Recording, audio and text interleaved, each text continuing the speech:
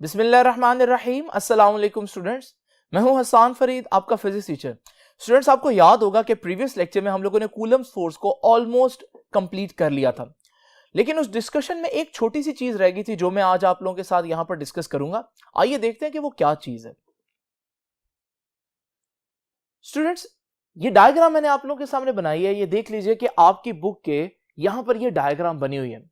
याद रखिएगा, आज मैंने कूलम्स फोर्स का जो पार्ट डिस्कस करना है वो ये वाला पार्ट है जिसको मैं हाईलाइट कर रहा हूं। तो सिर्फ छोटा सा आर्टिकल है जिसमें मैं ये चीज डिस्कस करूंगा जिसको मैंने प्रीवियस लेक्चर में डिस्कस नहीं किया था स्टूडेंट्स। लेकिन इससे पहले कि मैं इसकी तरफ आऊं, आपको एक पुरानी बात याद कराता था जो मैंने आपको फर्स्ट ईयर में बताई थी। और वो बात कुछ इस तरह से थी कि आप लोग ग्रेविटी को हमेशा इमेजिन करते रहे कि ग्रेविटी की फोर्स क्या होती है। जैसे जमीन हर ऑब्जेक्ट को अपनी तरफ खींचती है तो इसे हम ग्रेविटेशनल फोर्स कहते हैं आसान अल्फाज में। लेकिन वहां पर आमतौर पर बच्चे एक गलती करते हैं, वो मैंने आपको बताया था। वो क्या गलती है कि हम जब ग्रेविटी को इमेजिन करते हैं तो क्योंकि अर्थ डोमिनेट कर रही होती है, आप देखते हैं अर्थ अपनी जगह से मूव नहीं करती लेकिन सारी चीजें उसकी तरफ मूव करती हैं, फॉल करती हैं। तो हमें ऐसा लगता है कि ग्रेविटी का कॉन्सेप्ट कुछ ऐसा है कि जमीन है और ये एक शख्स है और ग्रेविटेशनल फोर्स वो फोर्स है जिससे जमीन उस शख्स को अपनी तरफ खींच रही है। तो यानी कि हमें एक वन साइडेड व्यू मिलता है कि ग्रेविटी सिर्फ जमीन जो फोर्स है वो उस ऑब्जेक्ट पर या उस शख्स पर लगा रही है। लेकिन फिर मैंने आपको न्यूटन का थर्ड लॉ बताया था, और न्यूटन का थर्ड लॉ क्या कहता था? आसान अल्फाज में कहता था कि हर एक्शन का रिएक्शन होता है, यानी कि दुनिया में अकेली फोर्स एग्जिस्ट नहीं कर सकती। अगर दो बॉडीज आपस में कोलाइड करते हैं या फोर्स लगाती हैं तो ऐसा मुमकिन नहीं है कि एक बॉडी दूसरी पर फोर्स लगाए और दूसरी कुछ भी ना करे। तो क्योंकि न्यूटन का थर्ड लॉ कहता है हर एक्शन का रिएक्शन होता है, तो इसका मतलब अगर हम ग्रेविटी को न्यूटन के थर्ड लॉ की पिक्चर में देखें तो फिर आपको कुछ यूं इमेजिन करना चाहिए कि जमीन उस शख्स को खींच रही है अपनी तरफ, ये तो ठीक है, लेकिन रिएक्शन के तौर पर वो शख्स भी जमीन को अपनी तरफ खींचता है। यानी कि अगर हम टोटल पिक्चर देखें तो वो कुछ ऐसे नजर आएगी। ग्रेविटी का असल कॉन्सेप्ट ये है कि ग्रेविटी वो फोर्स है जिससे जमीन आपको या आप जमीन को खींचते हैं, एक ही बात है। नाउ स्टूडेंट्स, इस वजह से मैं कह सकता हूं कि gravitational force is a mutual force.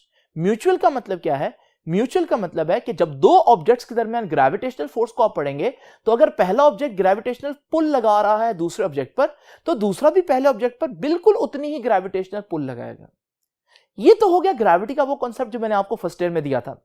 अब आप सोच रहे होंगे इसको अगर मैं यहां पर एक्सप्लेन कर रहा हूं तो डेफिनेटली आज के लेक्चर में इसका कोई ना कोई रोल तो है। बिल्कुल रोल है स्टूडेंट्स, और वो रोल ये है कि अगर आप देखें चार्जेस के दरमियान लगने वाली कूलम फोर्स भी तो कम से कम दो चार्जेस के दरमियान होगी।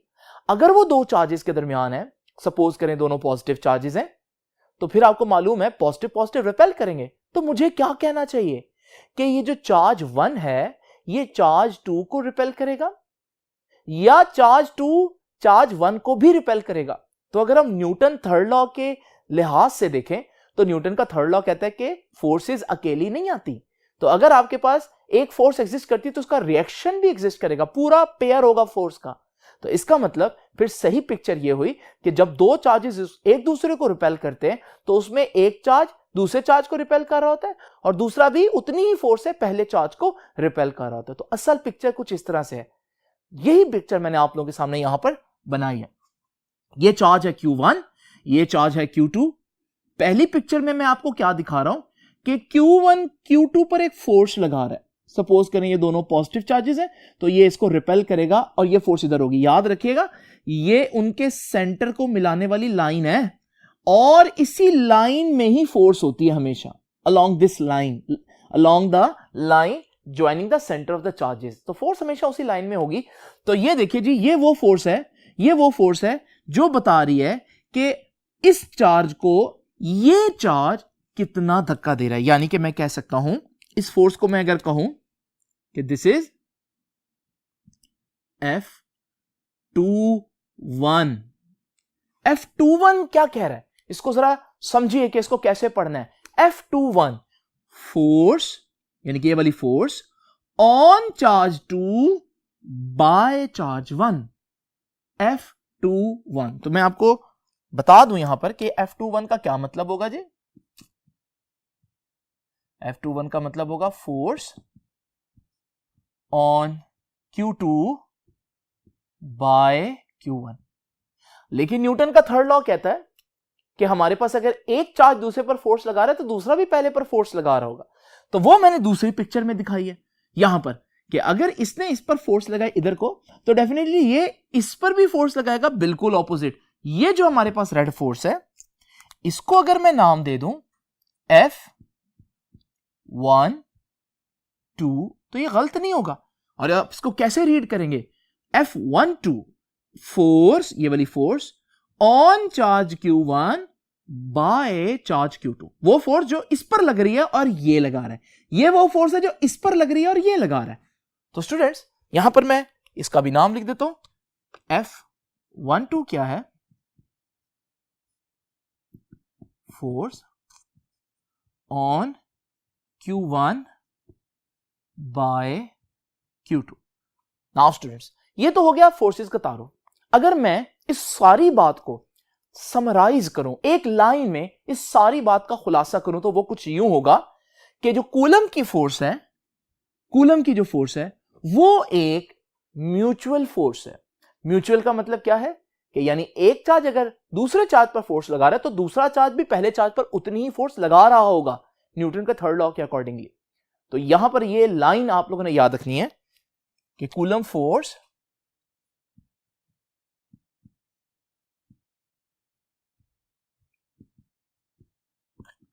is a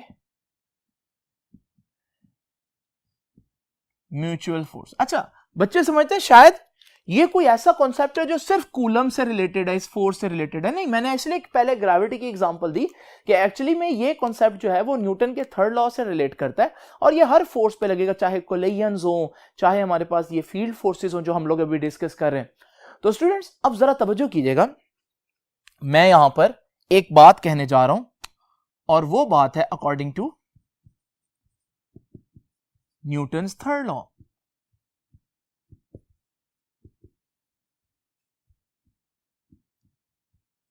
न्यूटन का थर्ड लॉ क्या कहता है? एक्शन और रिएक्शन बराबर लेकिन ऑपोजिट डायरेक्शन में होते हैं। अब एक फोर्स है F12, वो दूसरी फोर्स F21 के बराबर होगी। और आप देख भी रहे हैं मैंने इन दोनों के वेक्टर्स ऑलमोस्ट बराबर बनाने की कोशिश की है। लेकिन स्टूडेंट्स बराबर होने के साथ साथ इसकी डायरेक्शन और इसकी डायरेक्शन बिल्कुल एक दूसरे के ऑपोजिट है। इसका फिर क्या करें? इसलिए मैं यहां पर एक नेगेटिव साइन लगा देता हूं। ये नेगेटिव साइन क्या बता रहा है? ये नेगेटिव साइन बता रहा है कि दोनों फोर्सेस मैग्नीट्यूड में तो बराबर हैं लेकिन डायरेक्शन वाइज एक दूसरे के बिल्कुल ऑपोजिट है। अब स्टूडेंट्स आपको मालूम है ये फोर्सेस का फार्मूला तो मैंने पढ़ा हुआ है। तो फोर्स F12 जरा देखते हैं क्या फार्मूला था फोर्स का कूलम्स लॉ के अकॉर्डिंगली। फोर्स था 1/, अगर स्पेस हो दरमियान में वैक्यूम हो एज ए मीडियम, तो वो मैंने लास्ट टाइम डिस्कस किया था, 1/4πε0 Q1 पहला चार्ज, Q2 दूसरा चार्ज, डिवाइडेड बाय डिस्टेंस जितना उनके दरमियान है उसका स्क्वायर, और उन दोनों के दरमियान जो डिस्टेंस है वो है R। ये हो गया F12 का फॉर्मूला। लेकिन आप देख रहे हैं यहां तो F12 वेक्टर है जबकि ये सारी चीज जो है ये मैग्नीट्यूड है।